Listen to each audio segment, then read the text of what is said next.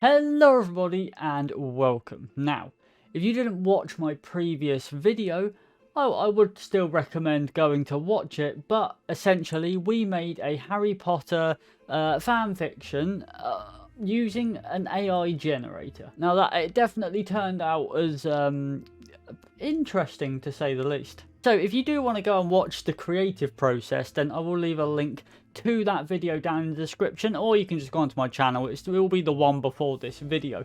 But if not, you will see it here as well, but in a little bit of a different light. So I thought as AI helped us build this beautiful narrative, I thought, why not allow AI also create the scene for us? Actually allow us to see what is happening with our eyes, because, you know, we don't all have very good imaginations, so books and stories aren't for everyone, and a visual representation is so much better. Which, I'll be honest, in this case, might not be, but it's interesting. It's definitely interesting. I am going to be reading through our story in full, and AI pictures are going to do the rest.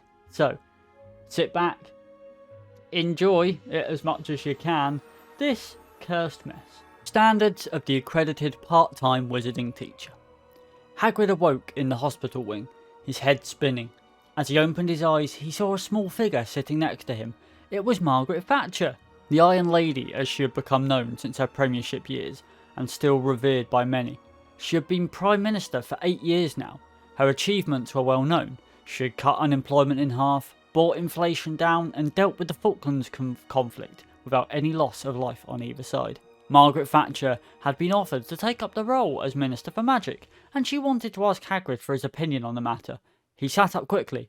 "How do you know my name?" She smiled warmly at him. "Your son told me." "My son? James. Oh dear, I'm such an idiot. Of course, it's your grandson." She laughed kindly. "I've heard that before too. Well, if I may, I'd like to ask for your help. I've been offered a place as Minister for Magic, but I have no idea what to do," Margaret said with a puzzled look on her face. Hagrid looked around the room. He had not seen much of it yet. A single bed stood in one corner, a table with a jug of water and a plate of food sat in the other. There was no door. "Where am I?" Margaret Thatcher looked down at her feet. "This is the room where all magicals are kept. Where they come here, they're brought straight to a bed and spiked with a gallon of liquefied heroin." Margaret was still looking at her feet, and she began to wonder why she only had 7 toes. Hagrid felt himself go cold. "What? Why would someone spike me with heroin?" "Why else?" she replied with a smile.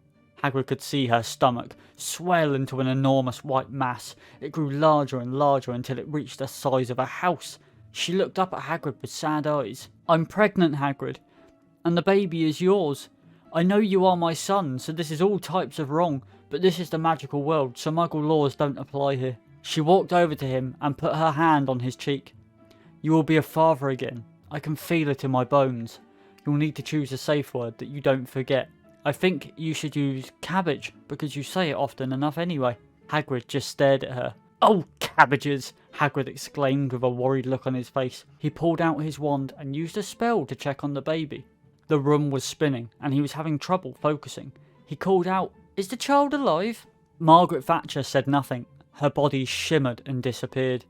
He knew then something terrible had happened. A little while later, Hagrid returned to the Great Hall, carrying a huge bundle of rags. A tear fell slowly down Hagrid's cheek. "My mother! My beautiful, sweet, pregnant because of me mother, disintegrated into rags." The children gasped and cried, but Hagrid didn't notice. He simply sat there holding a huge pile of clothes and a few parts of bodies. A pair of hands, a foot, a head.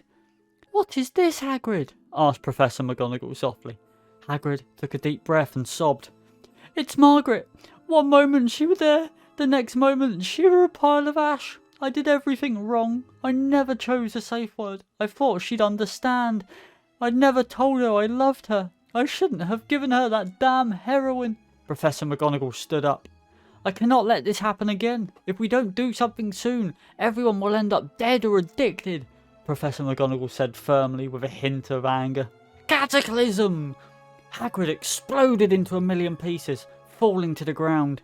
After a few moments, Professor McGonagall removed her wand and dropped to her knees. "I'm sorry, Hagrid. I couldn't stop it from happening. I had no choice." The students watched in horror as Hagrid's remains disintegrated. Ron Weasley, on the other hand, was still stuffing his face with Victor Crumb's roasted balls. "Hey Ron," Hermione called out to him. "Yeah," he replied, with his mouth full of balls. Hermione rolled her eyes and left the Great Hall. At the Ministry of Magic, a young witch and wizard stood nervously in front of the Minister for Magic. They were both wearing robes identical to those worn by the Minister. The Minister was none other than Vernon Dursley. He was the Minister for Magic. After Harry Potter's parents had died, Vernon had taken it upon himself to raise the boy. Vernon was rather uncomfortable in his new position, and most of the people he worked with were older than him. However, despite his discomfort, he had agreed to take up the post after being urged to do so by his wife, Petunia. Harry had killed Dudley Dursley, and Vernon wanted him to be locked up in Azkaban for the rest of his life. His only way to do so was to become the Minister for Magic. Petunia had argued that the best thing Vernon could do for his family was to take up the job. She had also reminded him that his salary would be quite large. The Minister for Magic signed a document and handed it back to the young wizards. "Thank you for coming, Mr. Dursley." The darkest witch of them all, Luna Lovegood, had found her way into the Ministry of Magic and started to shoot up the place with an AK-47. When a guard attempted to stop her, she fired on him, killing him instantly. Luna Lovegood had recently discovered a diary written by a wizard named Gregory Goyle. In the diary, Goyle discussed his true feeling about Harry Potter and how he hated him. "Aha!" Luna yelled and fired more shots. This is what Luna had been looking for her entire life. All she wanted to do was cut off Harry Potter's balls, but she needed the help of Gregory Goyle to do so. Hagrid had gone mad. He was screaming and waving his arms around. "Get the fuck away from me!" Hagrid screamed. "I want to see Harry Potter." "Who?" Hagrid asked, confused. The guard pointed at Luna. "That girl right there." Hagrid turned to look at Luna. "Oi, little bitch! I suggest you leave before I shove my magical umbrella so far up your arse it comes out the other end so you won't ever have to worry about rain again," Hagrid growled. As he was speaking, a guard grabbed hold of him. "Fuck off, you stinking hippogriff!" Hagrid knocked the guard out with a swift punch to the throat. "Harry Potter," Hagrid repeated. The guard came to, and he and Hagrid began to wrestle.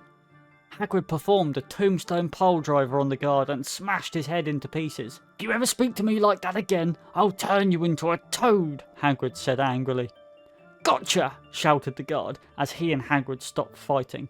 "Okay, let's get this over with," the guard said quietly as he pulled out his wand. Hagrid farted so loud the whole ceiling shook and the chandelier that was above the guard fell on top of him. The guard screamed and ran away. Hagrid wiped his brow and laughed at his own joke. He then went to find someone who knew where Harry Potter was. The end. Thank you. I can hear you clapping.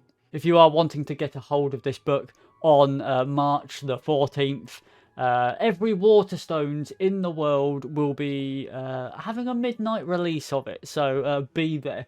But yes, what a beautiful mess this has been. Some of the pictures were quite frankly disturbing. So that will wrap up this video. Thank you very much for watching. If you have enjoyed, do remember to leave a like, and if you haven't already, remember to subscribe to keep up to date with the content.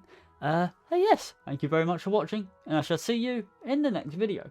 Goodbye.